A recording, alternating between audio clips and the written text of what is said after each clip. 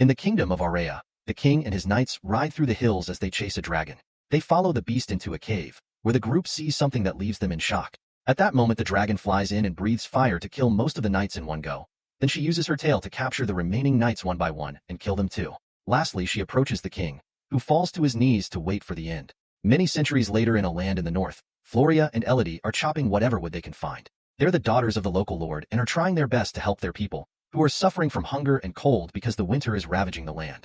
More and more people are leaving every day, which means they may not have a town at all soon. Suddenly, the sisters see a carriage come by, which is strange because they never get visitors. They rush back to their home to find their father Lord Bayford and stepmother Lady Bayford talking to a nun, who says Elodie will do before leaving. Lord Bayford then tells Elodie that the royal family of Aurea wants her to marry their prince.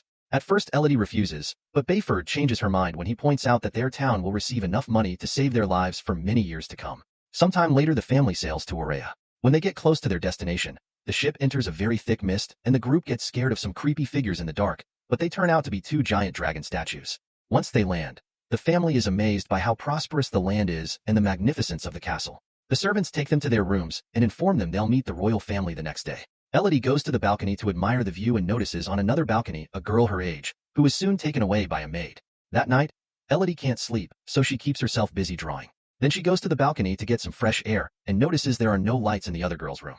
She's also surprised to see torches in the distance, meaning someone is going up the mountain in the middle of the night. The next day, Elodie's family meets the royals. Queen Isabel sends Elodie to spend some time with Prince Henry before the wedding. After the initial awkwardness, Elodie and Henry hit it off and have a very pleasant conversation. After Henry compliments Elodie's artistic skills in her letter, Elodie asks about the torches she saw last night. Henry explains it's one of 3 ancient ceremonies that honor their ancestors. That's why the wedding is on the same day. Meanwhile, in the castle, Lord Bayford finishes discussing the deal with Isabel and looks very upset. Lady Bayford tries checking on him, but he snaps and promises nothing is wrong. Afterward, Lady Bayford tries to chat with Isabel, who doesn't take it well. When Lady Bayford explains she thinks the families should bond and get along, Isabel says this is only a transaction born out of necessity.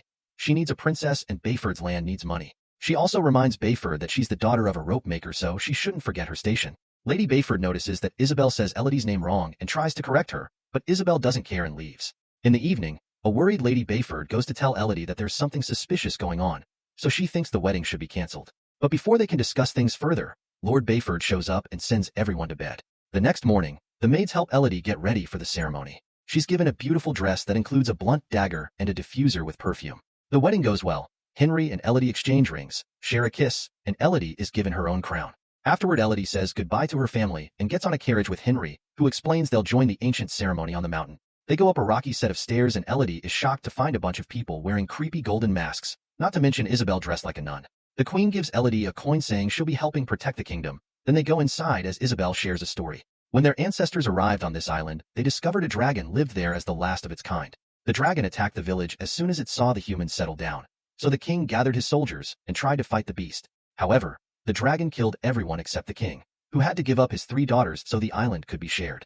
As she listens to the story, Elodie notices how everyone stares creepily at her and the fact they're crossing a dangerous bridge above a chasm. Then Isabel explains the king's sacrifice is what they celebrate every generation before cutting Henry's and Elodie's hands. She pushes them together to mix their blood and covers them with a cloth, announcing that Elodie is now officially of royal blood. Next, Elodie throws the coin into the chasm, thinking it's the end of the ritual. Henry picks her up to carry her through the bridge, only to suddenly apologize and throw her into the chasm too. Screaming as she falls, Elodie hits a bunch of branches until she lands on a mud puddle and passes out. She wakes up moments later with various bruises on her body, but she still stands up and starts yelling for help. There's nobody left on the bridge, however. Her voice does wake up the dragon hidden deep in the cave. Then Elodie cries as her desperation turns into fury, and she tears the fancy jewelry off before trying to climb out. Unfortunately, she falls again and gets another injury. At that moment, she sees other jewelry that doesn't belong to her and realizes the royals have been sacrificing girls to the dragon for years. Suddenly, she hears a noise and turns around to notice a light inside a cave. So she goes inside to find a bird on fire. Elodie immediately uses some dirt to put the fire out, but it's too late. The bird is already dead. Suddenly, a roar echoes in the cave and hundreds of birds on fire come out, flying above Elodie for a few minutes before they drop dead around her. With the little bodies serving as lights, Elodie tries to look for an exit only to freeze when she sees the dragon coming. Elodie runs to hide behind a stalagmite as the dragon starts talking, saying that every generation of royalty must pay and that she can smell it in Elodie's blood. Looking at her scar, Elodie realizes the ceremony is done to trick the dragon. The dragon tells Elodie to run and she does so as she screams, managing to enter a tunnel as the dragon breathes fire behind her. The flames enter the tunnel too, but Elodie manages to find a safe spot just in time. There's a burnt body there, and she realizes it's the girl she saw on the balcony. When she hears the dragon coming after her again, Elodie tries to escape through a small hole, only for her dress to get stuck in it. The flames are getting closer, so after lots of struggle, Elodie manages to remove the crinoline and run away, hiding in a smaller cavern. Unfortunately, some fire still reaches her leg and burns it, causing her to scream in pain. The dragon hears her but can't reach her because there's not enough room for her giant body. Once the dragon is gone, Elodie remembers the blunt dagger and hones it against a rock to then cut off part of her dress. The pain in her leg is unbearable, but she pushes through and bandages the wound with the torn fabric. Next, she opens the diffuser and catches a bit of fire in it to use it as a lantern. Now she can explore the cavern and eventually finds a very narrow passage. She begins crawling through it and her dress gets stuck in it again. So she pulls until she's freed and slides down in the process. Elodie tries her hardest to hold on, but her hands are wounded and tired. So she falls again and the fire in the diffuser goes out. Refusing to give out, Elodie stands up and holds onto the wall to walk, determined to reach a light she sees in the distance. After some very painful walking, she leaves the tunnel, only to almost fall off the edge of a cliff. She can still see the light on the other side. So after taking off her wedding ring and throwing it into the abyss, Elodie steps back and runs to make a big jump. The other side of the cliff is slippery and she can't hold on, but luckily as she slides down her belt gets stuck in a rock. It soon breaks, however. It gives her enough time to take out the dagger and stick it into a crack to hold on. Then she uses the dagger to climb up the rest of the way and discovers the light comes from cute glowing slugs. After checking they don't bite, Elodie tears off her puffy sleeve and puts a bunch of slugs inside to make a new lantern. Then she walks a little further and finds a small lake. But when she tries to drink, she immediately spits the water out. It turns out the cave plants give it a disgusting taste. However, there is also dripping ice on the ceiling. So Elodie stands under it to catch any drops she can. Suddenly the ice starts melting faster and the light coming through it looks a bit red. So Elodie opens her eyes to discover the dragon breaking through the ice with her fire. Elodie runs away as the dragon breaks through the ice and lands in the tavern to chase after her. Once again not going far because Elodie enters another tunnel too small for giant beasts. In this small tavern, Elodie finds a message on the wall that says, "Safe here." She cannot reach, and is signed by the letter V. As she looks around, Elodie finds the dresses of many girls and on another wall, their names added through the years, including the V that belonged to a girl named Victoria. Elodie takes a moment to grieve for them before removing the bandage off her leg, which isn't looking any better. Afterward, Elodie tries to sleep while hugging the lantern. Suddenly, she starts seeing the ghosts of the previous sacrifices, suffering in pain, fear, and betrayal. Victoria is adding her name to the wall only to suddenly turn around and tell Elodie that it's all a lie. At that moment, Elodie wakes up and finds slugs all over her leg wound. She freaks out and starts removing them, only to discover their slime has healing properties and now her leg is fine. She puts a slug on her other major wound and apologizes for underestimating it. Feeling better, Elodie takes a better look around and finds a map on the wall, which means at least one girl managed to get out. The map teaches her she'll find 3 forks in the tunnel and she must take the middle one, where she must follow the crystals and the music to the outside. Afterward, Elodie tears off all the inconvenient parts of her dress, adds her name on the wall, and takes the middle fork while ignoring the echoes of the dragon's growls. Eventually, she hears a little tune and walks a little further to find a wall covered with crystals, which are the cause of the noise and also glow under the rays of sunlight because they're right under the exit. Nearby there's a crown with a V on it, which means it was Victoria who got out. Since the crystals are pointy, Elodie tears off more of her dress to cover her hands and feet. Then with the help of the crown, she starts climbing up. Unaware that the dragon is watching, Elodie makes an effort to go up and a crystal breaks under her hands causing her to fall, but she uses the crown to hold on at the last second. Then Elodie hears the dragon nearby, so she hurries up and finally reaches the exit, only to discover she's on the edge of a hole very high in the side of the mountain. Devastated, Elodie falls to her knees and cries.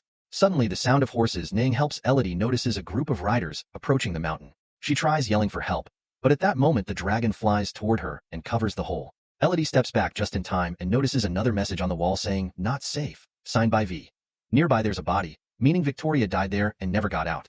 The dragon gets her fire ready, only to stop when she hears a male voice calling out Elodie's name. While the dragon flies off to investigate, it's revealed that Lord Bayford has come with 2 knights and a guide to look for Elodie. They descend into the cave with some rope and start searching the area. So Elodie uses the sound of their voices to find her way back. When she takes a new tunnel, she's shocked to find a nest with 3 dead baby dragons and remembers Victoria's words, which makes her realize Isabel had been lying. The dragon hadn't been the last of her kind and she hadn't struck first. A flashback reveals that the king had entered the tavern precisely to kill all the babies, so the dragon's attack had been an act of revenge. She killed all the knights as seen in the beginning, but when it was the king's turn, the dragon told him death would be too easy and he should suffer the same way she did. Since then the royal family has been feeding the dragon 3 women with their blood, mixed to make them pass as royal daughters. Afterward, Elodie finds her father and his men, but she doesn't show herself yet for safety. The dragon shows up and grabs a knight, taking him for a flight before dropping him from a great height. The knight bounces on the rocks and crashes to the ground, instantly dying. While the guide rides to hide, the dragon grabs the second knight and crushes him under her paw before interrogating Bayford. He explains he's here to save his daughter and tries to attack with his sword, but the dragon grabs him with her tail and disarms him before dropping him. While Elodie sneaks around waiting for the right time, the dragon tells Bayford to call for his daughter. Bayford decides to offer a heartfelt speech about how sorry he is and admitting he made a horrible mistake. Then he yells to order Elodie not to come out, causing the dragon to push him down and stab him right in the heart with her claw. Elodie can't help making a noise as she cries, and the dragon starts searching for her. But luckily at that moment the guard also makes a noise and the dragon goes after him, thinking it's Elodie. With the dragon gone, Elodie says goodbye to her father and kisses his forehead before he dies. Then she uses the rope left by him to start climbing out of the tavern. Meanwhile, the dragon finds the guide and crushes him to death before coming after Elodie, who manages to climb fast enough to avoid the flames that now cover the entrance. Elodie immediately gets on her father's horse, but only rides for a few moments before jumping off to hide under some rocks. Since the horse keeps going, the dragon is tricked and continues to follow it to burn it to death. Then the dragon breathes fire on the clouds, causing a horrible storm as a sign the deal has been broken. In the castle, Isabel notices this and immediately sends her knights to kidnap Floria. Lady Bayford tries to stop them, only to get stabbed in the process. Moments later, when the fire is over, Elodie comes out of hiding and bumps into Lady Bayford, who came all the way here on a horse while still bleeding. When Elodie hears what happened, she promises to save her sister and takes the horse back to the mountain. Meanwhile, Floria is taken to the bridge. However, Henry refuses to do the ritual with the child. Isabel ignores him and uses her own blood instead, cutting Floria's hand to do the mixing before throwing her into the chasm. By the time Elodie arrives at the bridge, everyone is gone and an unconscious Floria has been caught by the dragon, who doesn't kill her yet because she wants to bait Elodie into coming for her sister. A desperate Elodie descends back into the tavern with the rope and uses her previous experience to follow the same path much faster. After double-checking the map to find the dragon's lair, Elodie arms herself with her father's sword and prepares a trap for the dragon. This trap consists of some armor and rope, which is burning under a small flame. Elodie walks away, and when the rope finishes burning, the armor falls, causing the dragon to fly out of her lair to look for the source of the noise. This allows Elodie to sneak into the lair and wake up Floria, who walks slowly because she's got a wounded leg. At that moment, the dragon discovers the trap and comes back to the lair, so Floria hides while Elodie waits with her sword out. She tries to explain that they've all been tricked by the queen, but the dragon doesn't believe her and tries to breathe fire. Elodie stabs her mouth with the sword to redirect the attack, but still falls off the edge of the lair, receiving some burns on her arms and shoulder in the process. While the dragon removes the sword, Elodie lands in a lake and swims out just in time for Floria to throw another sword at her. Suddenly, the dragon jumps on her and holds her while stabbing her with her claw. Before she can kill her, Elodie takes out the dagger and stabs the dragon in the eye, causing her to throw Elodie away. Next, Elodie grabs the sword again and runs toward the dragon, who has trouble seeing with one eye. She manages to stab the beast in the chest, however, it doesn't cause much damage and the dragon grabs her again. Elodie then stabs the dragon's paw, making her drop her again. As the dragon comes closer, Elodie notices the dust bouncing against a curved stalagmite, giving her an idea. Elodie stands in front of the stalagmite and tells the dragon to burn her down, so the dragon breathes her fire. However, Elodie moves at the last second and the fire bounces on the stalagmite, causing it to land on the dragon and finally bring her down. Afterward, Elodie shows the dragon the scar on her hand to prove that the beast has been killing innocent girls, not royals. The dragon asks her to end it, but Elodie drops the sword and refuses to continue this circle of hatred. Then she grabs a bunch of slugs and puts them on the dragon's body so she can fully recover. Meanwhile, in the castle, another wedding is being celebrated, so they can trick the third girl of this generation. Suddenly, a coin comes rolling down the altar and Elodie walks in, telling the bride to take her family and run away. Then Elodie tells the locals they can also run away if they want, but only the servants take her seriously and leave. At that moment, the dragon shows up and breathes fire on everyone present, killing Isabel and every person in the royal line to finally end it. As everyone panics, Henry closes his eyes and accepts the punishment because he knows he deserves it. Soon the castle crumbles down, but Elodie walks away with her head held high. A few days later, Elodie, Floria, and a recovered Lady Bayford get ready to leave in a ship full of gold and supplies for their people. They agree to run their land together, and Elodie even starts calling Bayford mother instead of stepmother. During the trip home, the dragon flies nearby and shares a nod of mutual respect with Elodie. Thanks for watching. Like and subscribe for more videos like these.